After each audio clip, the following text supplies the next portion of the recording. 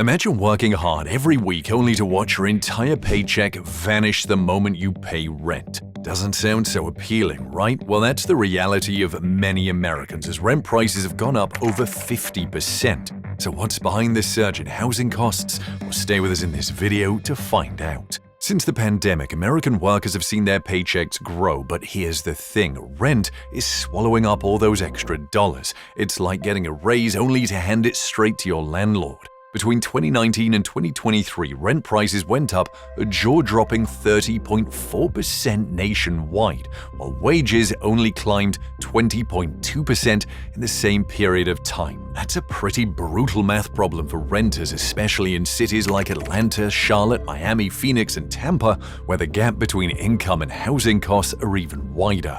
So how did we get here? Well, during the pandemic, demand for rentals went wild as people left crowded cities for the suburbs and rural areas, hoping for more space. Landlords cashed in, increasing prices, and even though rent hikes have slowed down a bit, they're still creeping upward. Now, in 2025, renting is officially more expensive than ever. According to Harvard's Joint Center for Housing Studies, a record-breaking 25 million households are struggling with rent that takes away too much of their income. The most shocking part, a mind-blowing number of people are throwing their entire paycheck at housing, leaving little to nothing for food savings or, actually living life. Conventional wisdom says you shouldn't spend more than 30% of your income on rent. Go beyond that and you're moderately rent-burdened. Hit 50% or more and you're officially in severely rent-burdened territory according to federal standards. But with the brutal housing market today, millions of Americans are going way past those limits. Some are even spending their entire paycheck just to keep a roof over their heads. That's not just a housing issue, it's a flashing red warning sign of the economy's struggles. It's gone so bad that an average American now has to work 50 hours just to afford rent. That's more than 30% of a full-time job's monthly hours, based on an average wage of $34.45 per hour. And if you make less, good luck, because with median US rent now sitting at $1,733 per month, scraping together enough for housing alone is a serious uphill battle. For low-income renters, the situation isn't just bad, it's downright brutal. A Redfin survey found that 22% of renters are handing over their entire paycheck just to cover rent, while another 20% have picked up a second job just to stay afloat. And if that wasn't crazy enough, some are even raiding their retirement savings. 13% have already withdrawn money, while 12% have stopped contributing altogether just to keep a roof over their heads. In states with sky-high rent, the numbers are even more jaw-dropping. In California, where the average rent is $2,493, a worker earning $38.64 an hour would need to work for 64.5 hours just to make rent. Florida isn't far behind, with $2,033 in average rent requiring 63.5 hours at $32 an hour. Texas is slightly better but still harsh. $1,720 in rent demands 52.9 hours of work at $32.50 an hour. And in some places, rent isn't just rising, it's exploding at twice the national rate. Take Staten Island, for example, where monthly rent has shot up nearly 60% in just 4 years, jumping from $1,244 to $1,983. With prices like that, it's no surprise that 74% of Americans making under $50,000 a year are struggling to keep up. But interestingly, the US housing crisis has been brewing for years, but things took a turn for the worse when the Federal Reserve slashed interest rates during the pandemic. This led to a shortage of affordable homes, forcing more people into the rental market and driving up prices. And with the cost of everything else rising, rent remains the biggest financial burden for millions. A big part of the problem is that there just aren't enough homes to go around. The US has been underbuilding for decades, and now the effects are coming to the surface.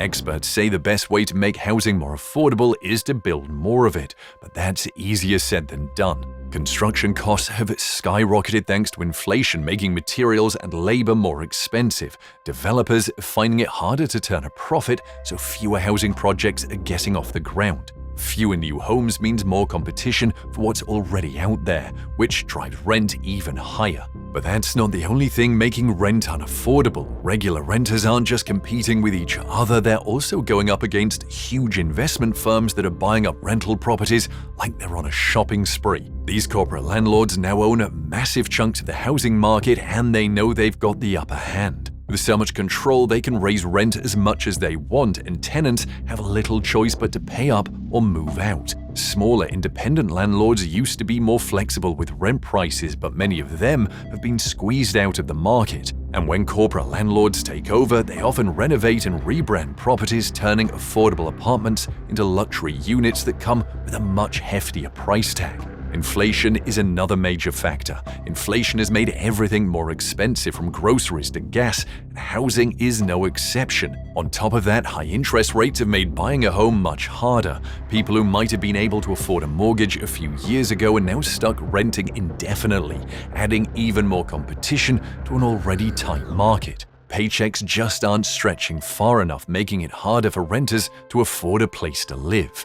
The aftermath of the pandemic didn't help either. During COVID, eviction bans and rent freezes gave renters a little room to breathe, but once those protections ended, landlords wasted no time jacking up prices. Many were eager to make up for lost income, hitting tenants with steep increases almost overnight. As a result, evictions have skyrocketed, and in 2024, eviction filings were 50% higher than they were before the pandemic. So between inflation, high interest rates, stagnant wages, and the lingering effects of the pandemic, renters are being hit from all sides, and unless something changes, things could get even worse. With so many people already spending their entire paycheck on rent, there's zero room for financial surprises. In just the past year, the US homeless population surged by 18.1%, with over 770,000 people losing their homes. And that number doesn't even include the countless others living in their cars or couch surfing because they simply can't find affordable housing.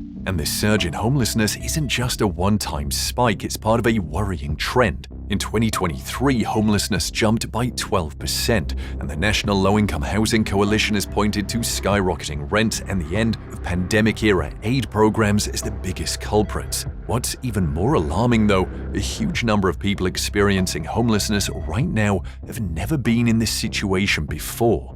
Currently, 23 out of every 10,000 Americans are chronically homeless, and experts warn that the crisis is only going to get worse as rent prices continue to rise. But the high rent isn't the only issue. Getting back into stable housing is a bureaucratic nightmare for a lot of people. Complicated housing regulations create major problems for people living in financial distress, making it incredibly hard for them to secure a place to live.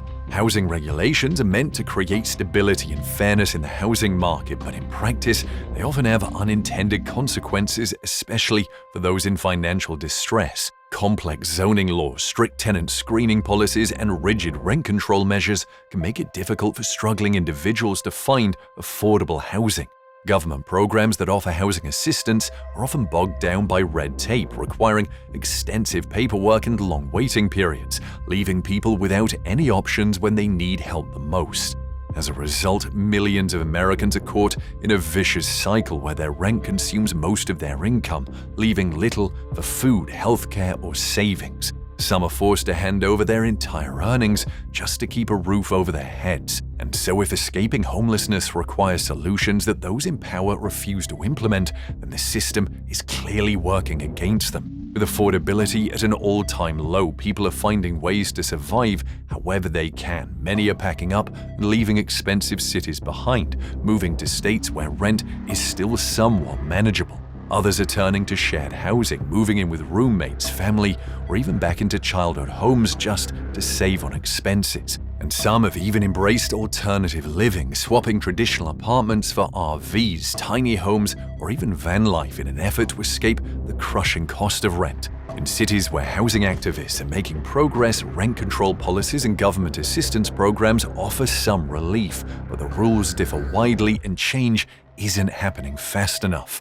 For many, the only immediate solution is to work more. Second jobs, side hustles, and gig work have become a necessity, not a choice, just to make ends meet.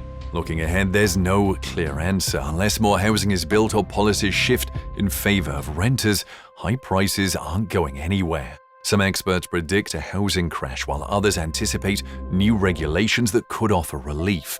But for now, renters are feeling the squeeze harder than ever, and the question remains, how much worse will it get before something changes? That's all for this video on rent prices spike by over 50%, and American paychecks now all go to housing costs. What do you think about this housing crisis? Let us know in the comments section, and enjoy our other videos.